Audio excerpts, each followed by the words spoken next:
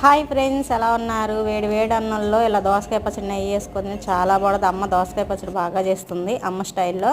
దానికి కావాల్సినవి దోసకాయలు, వంకాయ, టమాటా, పచ్చిమిర్చి. ఓ బాండీ పెట్టుకొని కొద్దిగా ఆయిల్ వేసుకొని పల్లీలు వేసుకొని వేయించుకొని పక్కకు తీసి వేసుకోవాలి. అదే బాండీలో పచ్చిమిర్చి కూడా వేసుకొని వేయించుకోవాలి. వేగిన తర్వాత అవి కూడా తీసేసి టమాటా, వంకాయ ముక్కలు వేసుకొని కొంచెం చింతపండు, కొద్దిగా ఉప్పు వేసుకొని ఉడికించుకొని చల్లారి పెట్టుకోవాలి. చల్లారిన తర్వాత మిక్సీ జార్లో పచ్చిమిర్చి, పల్లీలు, కొంచెం ఉప్పు, వెల్లుల్లి రబ్బలు వేసుకొని మిక్సీ పట్టుకోవాలి పులుగ్గా. అది పట్టుకున్న తర్వాత ముందుగా మనం ఉడకబెట్టుకున్న టమాటా, వంకాయని కూడా వేసుకొని మిక్సీ పట్టుకోవాలి పులుగ్గా. మీకు రోలు ఉంటే రోట్లో దంచుకోండి.